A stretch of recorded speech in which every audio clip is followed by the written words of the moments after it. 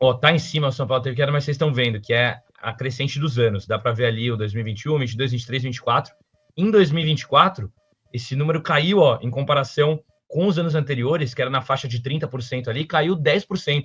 Super relevante. Então, queria saber, ó, o Kaique ele já volta, ele vai só arrumar uma questão do microfone. Já já tá de volta aí, Kaique, ó, vou te tirar. Você dá um joinha quando for para colocar. Tamo junto. Queria que você falasse, Senna, se você acredita que essa queda do uso da base é que essa estatística, né, conta os atletas formados nas categorias de base. Então, por exemplo, o Lucas Moura está atuando bastante, ele entra nessa contagem.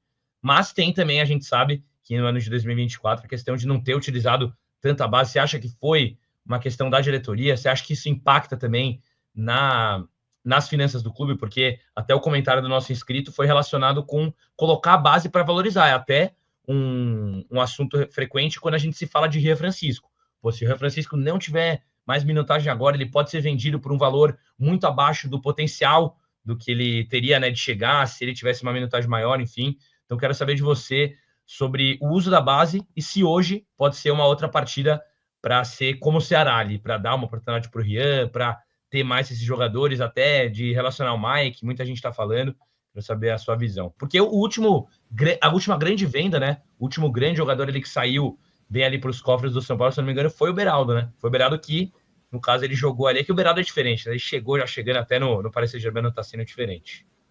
Salvou a gestão, né? Naquele ano ali. E eles até se salvaram num outro momento pelo Anthony, né? Que não foi nem eles que venderam, né? Mas assim, eu acho que o problema é o seguinte: não acho que tem uma orientação para não usar a base, pelo contrário, né? Tem que usar para pôr na vitrine para poder vender, né? Eu acho que esse é o ponto. Talvez o que tenha acontecido, na minha leitura, assim, é que o planejamento foi feito considerando uma venda grande de alguém. E essa venda era o Pablo Maia. Só que aí quis o destino, né, que infelizmente ele se machucasse 2 vezes seguidas. E isso frustrou e acabou totalmente com os planos. Porque se imaginava que o Nestor ia render uma boa grana, até vai render uma grana, mas não é tanto, né, mas vai render. E o Pablo Maia seria outro nome, porque ele estava sendo convocado para a seleção, estava ali, sabe, bem cotado e ele se machuca. E aí, quando você faz um planejamento voltado sem uma diversificação de risco, aí tudo se quebra, né? Então, na verdade, para a diretoria, o interessante seria essa base jogar, esses jogadores da base estarem na vitrine, para justamente eles poderem vender. O ponto o São Paulo ele tá tão no aperto que eu acho que foi até o Chacon que falou ontem no debate, sei lá, que aí eu assino embaixo. Se chegar uma proposta de 10 milhões de euros, vai vender. Vai vender porque precisa vender, precisa pagar as contas. Então você pega um Rian, que Deus queira, né? Ou o Lucas Ferreira, os dois da foto aí, que fiquem muito tempo no São Paulo, mas a gente sabe que não vão. Aí eles mal jogaram,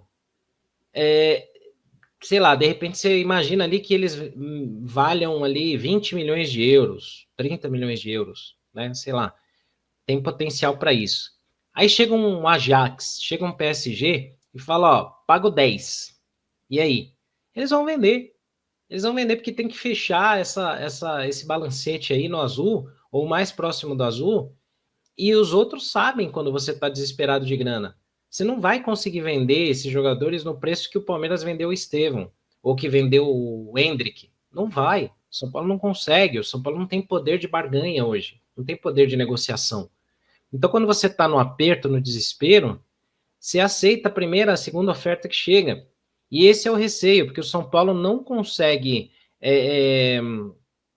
Assim, o São Paulo continua tendo que negociar mal, vendendo por baixo valor, vai contratar jogadores velhos de idade que não vão render tudo aquilo, e o São Paulo fica nesse ciclo. E ainda, como a gente sabe bem, o São Paulo traz jogadores que muitas vezes o treinador não vai usar o que não pediu. A gente ouviu a entrevista com o Santiago Longo, que o Gabriel fez, a gente viu outros jogadores passarem pelo São Paulo que o treinador falou, cara, eu não pedi, não era para ter vindo. Mas alguém ganha com isso, né? Alguém sai Sem beneficiado a disso. dúvida.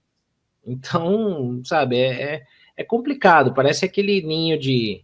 Sabe quando sai um fio na camisa, assim, aí você vai puxar, aí você começa a puxar e rasga, abre a camisa inteira. É tipo isso daí. Então, é complicado, cara, é complicado. Eu não estou fazendo nenhuma ilação aqui antes que alguém me ameace de processo, mas pela falta de transparência, me dá o direito de pensar um monte de coisa, né? Não, com certeza. E não só você, eu concordo da sua opinião, o torcedor também. Vou mandando aí o que vocês acham no chat. Queria saber de você, Kaique, também especificamente sobre a base. Até o Ricardo Leão ele fala, né? Eu comentei sobre o Beraldo, que o William Gomes também deu algum retorno, né, ali nos cofres do São Paulo. Não foi esperado, mas deu alguma coisa e entra nessa questão de necessidade, na minha visão, como o Senna disse, né, a venda do William Gomes, até pelo valor que foi. Mas comparando o William Gomes com o Rian, Lucas Ferreira e o Matheus Alves, o potencial desse trio que é o atual campeão da Copinha, enfim, que já está tendo essa minutagem, é sem comparação, tá? Eu vejo um potencial, assim, muito maior, até de venda futura e até de render na equipe profissional de São Paulo, desse nosso trio aí, Mendy Cotia. Queria saber de você se você concorda com o Senna, como que você avalia essa queda no uso de 2024, se tem a ver com, né, comissão ou não, enfim, porque tem toda essa questão das contratações, né, que o Senna também trouxe no finalzinho da fala dele, que é super relevante, né, de chegar algumas pessoas, alguns jogadores que o treinador nem pediu, mas às vezes, por ter chego, por ter um salário ali, por já ser um jogador profissional, passam na fila, na frente desses jogadores da base, pela necessidade, assim, né, pelo que envolve o futebol, mas não até por meritocracia, enfim. Cara, vou falar para você que, na minha opinião, o Cotia vai continuar sendo o maior ativo do São Paulo, é o principal ativo do clube. É importante demais para poder manter as finanças em dia, ou pelo menos para poder dar um respiro máximo, assim. É a presença da garotada de Cotia, é a venda, não tem jeito. É a venda. Como o Senna falou, né, ele trouxe a opinião, se eu não me engano, do Chacon, que se chegar uma proposta grande, vai vender. E não só essa geração atual que está no elenco profissional, tá? Não só essa geração atual. O Pablo Maia, a gente sabe que se não tivesse acontecido com ele 2 graves lesões, ele já poderia ter sido vendido. Eu posso até afirmar que ele já teria sido vendido se ele não tivesse se lesionado. E era uma oportunidade que o São Paulo estava contando em caixa, inclusive. Primeiro, a venda do Nestor.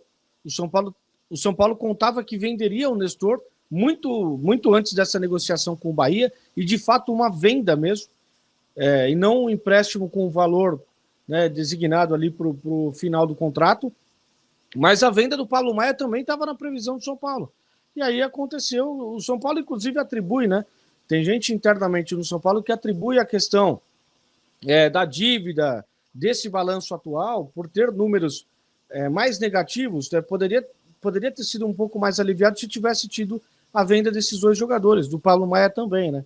Então, a gente percebe, através desses indícios todos, que Cotia continua sendo o principal ativo do clube. Agora, com relação à chegada de outros jogadores que passam à frente, na questão hierárquica ali do elenco do São Paulo, cara, eu nunca vou concordar com essa questão de você priorizar um jogador que chegue de fora, ou inclusive a busca por um jogador que chegue de fora, sendo que você pode complementar o elenco com a base. Ainda mais na situação financeira que o clube está. O São Paulo hoje não pode sair no mercado gastando aquilo que não tem. Então, se você tem bons valores na sua base, por que não testar? Por que não aproveitar? Por que não dar minutos? Por isso a cobrança foi tão grande em cima do Zubeldia de não ter utilizado os garotos durante o Campeonato Paulista.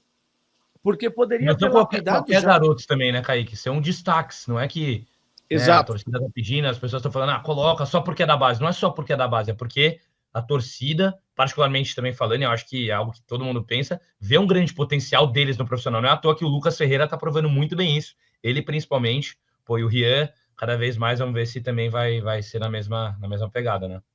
Contra o Santos, o Matheus Alves jogou muito bem, acabou com a partida, dominou o meio campo.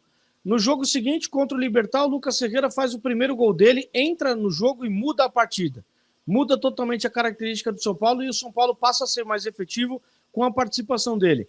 E agora, no último jogo contra o Ceará, o Rian Francisco marca o gol. Nos 3 últimos jogos, 3 participações diretas e fundamentais dos garotos, que não estão sentindo o peso de jogar no elenco profissional. E assim, se você tem garotos de tanta qualidade, não tem por que você ir ao mercado. vale mais fazer o teste. Eu só acho que os garotos poderiam ter sido até mais lapidados no elenco profissional se tivessem sido utilizados no Campeonato Paulista. Esse é o único ponto dessa gestão ali do elenco que o Zubeldia faz. Eu acho que ele até faz uma boa gestão no sentido de aproveitar todas as peças do elenco. Um jogador está cansado, você tem uma peça de reposição, ele busca até uma variação, de repente você está sem um lateral direito, tenta dobrar de repente com outro lateral um pouco mais ofensivo, Igor Vinícius numa segunda linha, um zagueiro para dar mais segurança numa linha de 3. Acho que ele trabalha até essas questões. Eu só acho que ele poderia ter utilizado os garotos já no Campeonato Paulista e aproveitado melhor. Acho que a gestão do uso dos garotos desde o começo de 2025 não foi tão boa. Mas quando a pressão bateu e quando também ele teve problema de elenco, ele passou a utilizar e para a sorte do torcedor, os garotos estão dando resultado, né?